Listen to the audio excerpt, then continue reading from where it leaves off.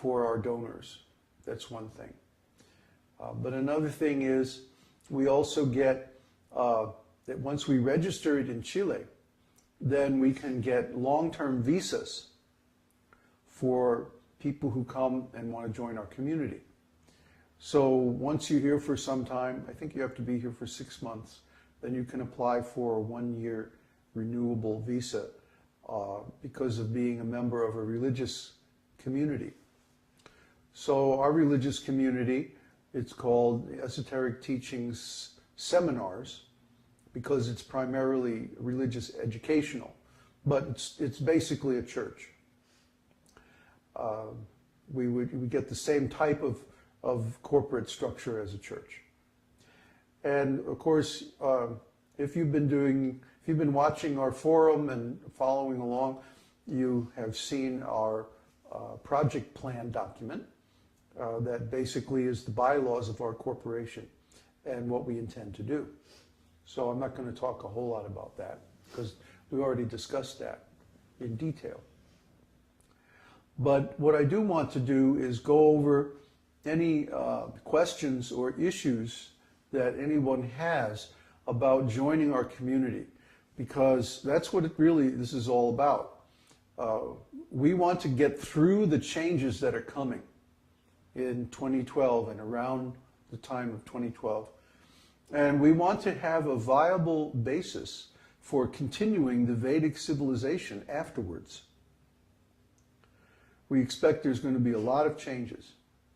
So we want to find a place where we can pretty much hole up while everything else falls apart. and keep everybody safe and also learn all the Vedic wisdom and apply it in our lives.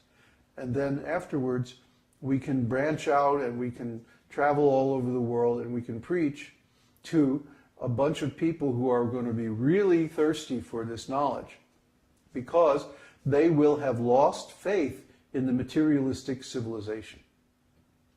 Right now, it's very hard to preach because even with the problems in the world today, people still believe in this materialistic civilization.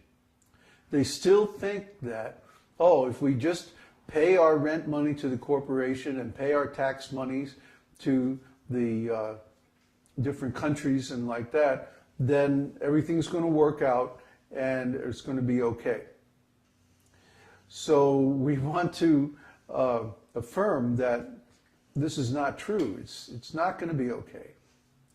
That these structures are based on a lie. And because of that, they have a fundamental weakness. And that weakness is being exposed now. And the whole thing is going to come crashing down in a very short period of time. And people are going to be bereft of the support that they are used to having. And because of this, they won't know how to meet their needs independently. Why do we keep talking about independence, self-sufficiency? Because in our model, we are responsible for our condition. It's not that some corporation or some country or some organization or some group entity is responsible for our condition. We are responsible.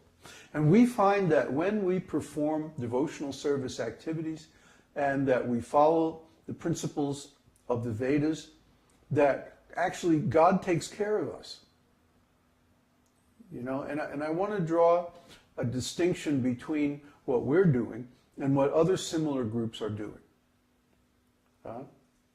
The other similar groups such as ISKCON, Gaudiya Math, and so on, they have a certain organizational model. First of all, they have basically a dictatorship. They have an in-group that's completely in charge and dominates all the other members of the group. And the members of the group that aren't in the in-group really basically have nothing to say about how the group is organized. Well, our group is not like that. We have a management body, an executive body. But we also have a membership body.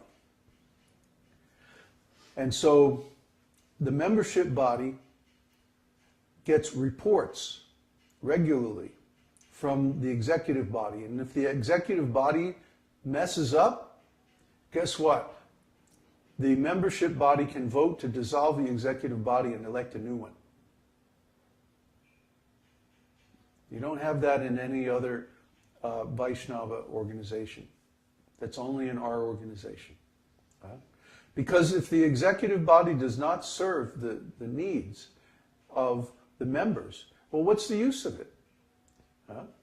In these other groups, the executive body, they basically serve themselves and they exploit the members. And we don't like this. We don't think this is right. So we have turned the whole thing upside down. Actually, this is what Prabhupada wanted. For example, in ISKCON, Prabhupada said that the GBC, the Governing Board Commission, should be elected by the temple presidents. The temple presidents are the ones who are responsible for the individual temples.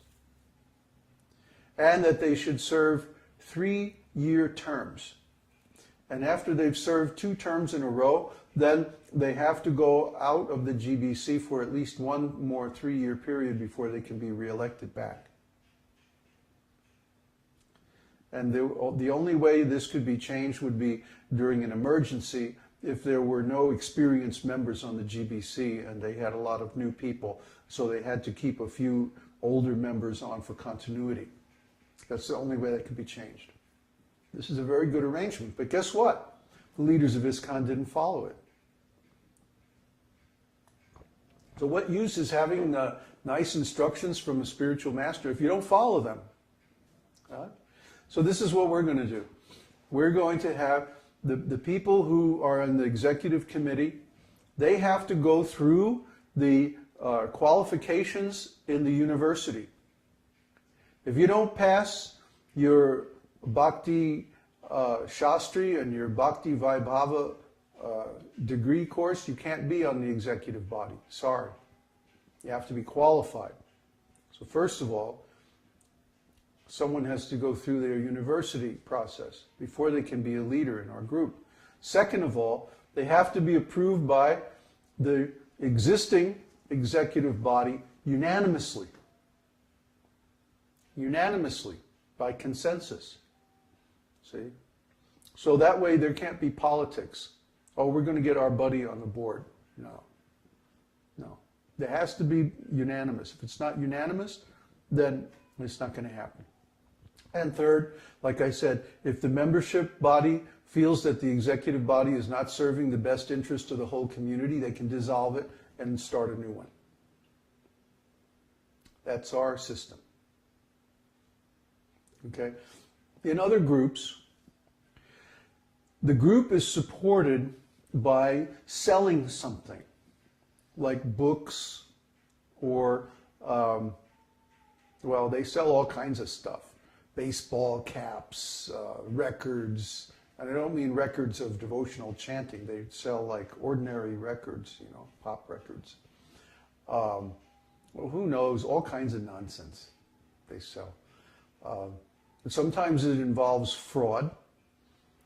For example, in Prabhupada's time, one Christmas, the devotees went out with these buckets, and they had stickers on the buckets saying approved by UNESCO, the United States International Child Welfare Organization.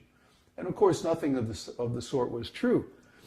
They were implying that they were feeding children in other countries, whereas actually they were collecting the money just for the temple. We don't allow this. We don't approve of it. We don't think it's right that the members of a devotional organization should cheat the public. There are also a long history going way back to the 60s of temples conducting illegal businesses. And I've run into this in every single Vaishnava organization I've ever seen. And we don't condone this. We don't support it. We think it's wrong. It is wrong. It's illegal. So devotees, Vaishnavas especially, should not be doing anything illegal. And we certainly shouldn't be cheating the public, you know. The cheating book distribution, for example, at the airports, has permanently damaged the reputation of Vaishnavism in the West. And we don't agree with this. We don't think it's right. Our preaching work is affected by it, so much so that we have to be very cautious in our promotions not to mention anything about Krishna, because immediately people lump us in with the other Hare Krishna groups. And they think that we are like them, but we're not. We don't approve of the way they're run. We don't approve of the way they preach. I'll give you an example. Uddhava told me a story that one time he went out on book distribution. And he was trying to sell books, you know, about Krishna to people. This is in Mexico City, I think, right?